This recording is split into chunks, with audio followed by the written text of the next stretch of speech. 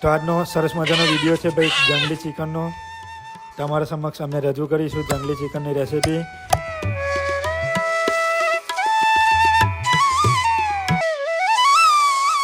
આપણે પહોંચી ગયા હતા જંગલ વિસ્તારમાં. અહીંયા એક ગામ છે દાતા નામલી, ત્યાંથી થોડાક આગળ જતાં એક ગામ આવે છે નાનકડું. તો અહીંયા આપણે શૈલેષભાઈ મળી ગયા હતા. તો શૈલેષભાઈના ઘરે આપણે બનાવવાનું હતા જંગલી ચિકન. તો ગામમાં આપણે તપાસ કરી અને ચિકન આપણને મળી ગયું. તો આપણે ચિકન લઈ લીધું હતું અહીંયા અને ચિકન પકડી અને આપણે પહોંચી ગયા હતા શૈલેષભાઈના ઘરે.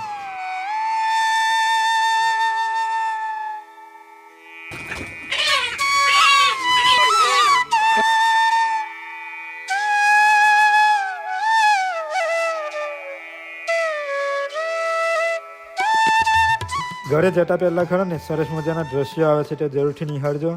અહીંનું જે લોકેશન છે, અહીંનું જે નેચર છે, અહીંયા મુખ્ય રૂપથી ચાલી રહેલું ચિકન એટલે કે જંગલી ચિકન અહીંયા ખાય છે. આપણી બાજુ આપણે દેશી ચિકન કહીએ છીએ. અહીંની બનાવટ થોડીક અલગ છે, આપણી બાજુ અલગ રીતે બનાવ્યો છે. અહીંયા ઘડી આપણે એ જે રીતે ખાય છે એ રીતે આપણે ચિકન બનાવવાના છે અહીંયા ઘડી. તો આપણે શૈલેષભાઈના ઘરે આપણે પહોંચી ગયા હતા.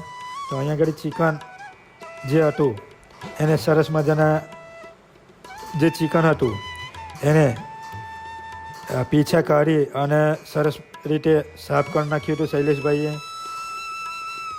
અમુક પીછા રહી ના જાય એટલા માટે ગરમ પાણી બોઇલ કરવા મૂકી દીધું હતું અને જે પ્રોસેસ હતી એનાથી એમને સાફ કરી નાખ્યું. પછી ત્યાર પછી એમને કટિંગ કર્યું છે ચિકનને કટિંગ કરતી વખતે સારી રીતે ચિકન કટિંગ થાય એ રીતે પ્રોસેસ કરી છે એમને. અહીંયા ભાઈ જો આ રીતે કપાઈ છે, કુંવરી દ્વારા અહીંયા આગળ કાપે છે. ત્યારબાદ ચિકન આપણું રેડી થઈ ગયું છે કટિંગ થઈને.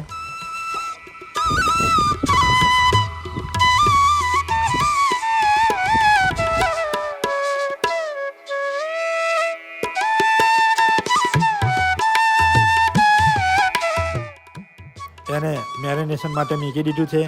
એમાં ધાણા જીરું, મસાલો, મરચું, હળદર અને મીઠું નાખીને સરસ રીતે મિક્સ કરી દીધું છે. જે રીતે મસાલો બધી જગ્યાએ પહોંચી રહે એ રીતે મિક્સ કરવામાં આવ્યું છે.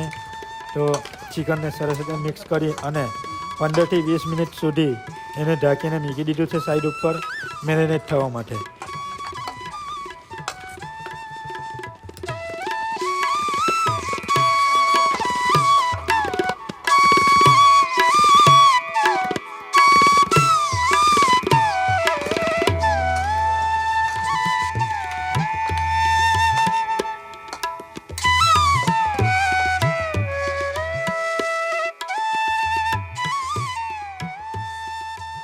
ચૂલો સળગાવ્યા પછી ચૂલા ઉપર કળિયું મૂકી દીધું હતું અને એમાં તેલ નાખી દીધું હતું જરૂરિયાત મુજબ.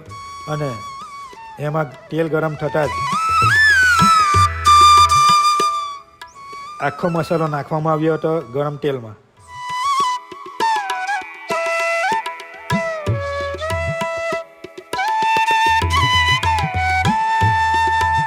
ઝીણી સમારેલી ડુંગળી અને આદુ લસણની પેસ્ટ છે. તો ડુંગળીને આપણે શેકવા માટે એમને મૂકી દીધી હતી શૈલેષભાઈએ. તો ડુંગળી શેકાવા મૂકી દીધી.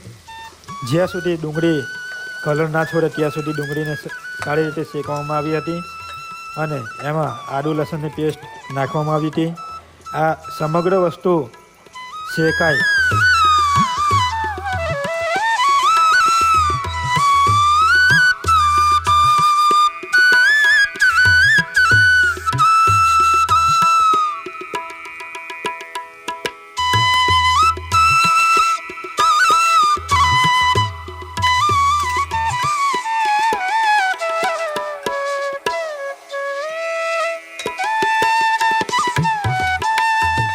આદુ લસણની પેસ્ટ શેકાયા પછી ત્યારબાદ એમાં ચિકન એડ કરવામાં આવ્યું. સરસ રીતે મિક્સ કરવામાં આવ્યું છે ચિકનને. ધીરા તાપે થવા માટે ચૂલા ઉપર મૂકી દીધું હતું. અહીંયા દેશી રીતે ચૂલો બનાવેલો હતો એમને અને વરસાદી વાતાવરણ હતું તો ભેજ પણ હતો. તો સળગાવવામાં થોડી તકલીફ પડી હતી ચૂલો, પણ સળગાવી લીધો હતો. અહીંયા ચિકન સારી રીતે મિક્સ કરી દીધું હતું કરિયામાં મસાલા સાથે, અને 30 મિનિટ માટે ધીરા તાપે ચિકન થાય એ રીતે ચપ્પન ઉપર ઢોકી દીધું હતું કરિયા ઉપર. અને સરસ મજાના સુંદર દ્રશ્યોને આપ નિહાળી શકો છો. અડધો કલાક ચિકનને થવા દીધું છે ધીરા તાપે, અને ચપ્પન ખોલતામાં જ એકદમ સરસ મજાની જે મહેક કહે છે ને ચિકનની, એ આખા રૂમમાં ભાઈ ફેલાઈ ગઈ હતી.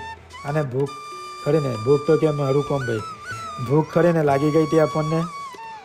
તો શૈલેષભાઈએ જે એક એમના ટ્રેડિશનલ જે વાટકો હોય છે, પ્લેટ જે કહેવામાં આવે છે, એમાં એમને આપણને સર્વ કરી દીધું હતું. સરસ મજાનું ચિકન શેકીને બનાવી દીધું હતું.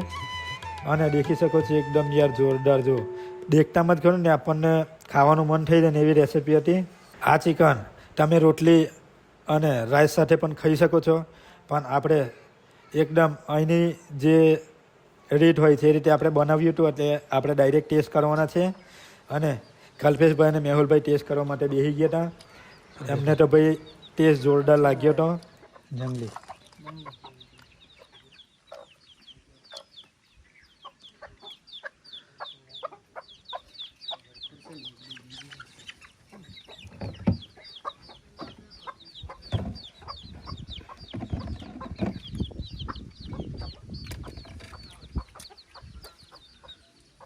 तो नेचुरल टेस्ट है, लेकिन बढ़िया टेस्ट है। ऐसे अभी हमने कभी होटल पे भी नहीं खाया, एकदम बढ़िया है गाइस, आप भी एक बार ट्राई कीजिए। ऐसे भी हमने यूट्यूब वीडियो में फुल दे दी है, और आप भी शुरू हो जाइए चिकन के साथ।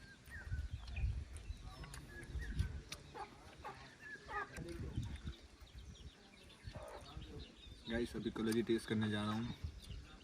कलेजी मुर्गी का सबसे बेस्ट हिस्सा रहता है, और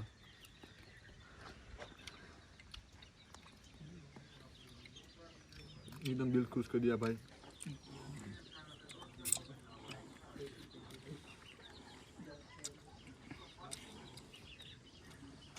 बहुत अच्छा लग रहा है, खाने को ही मन कर रहा है, अभी बोलने का कुछ मन नहीं कर रहा है मेरा, बस खा ले वो।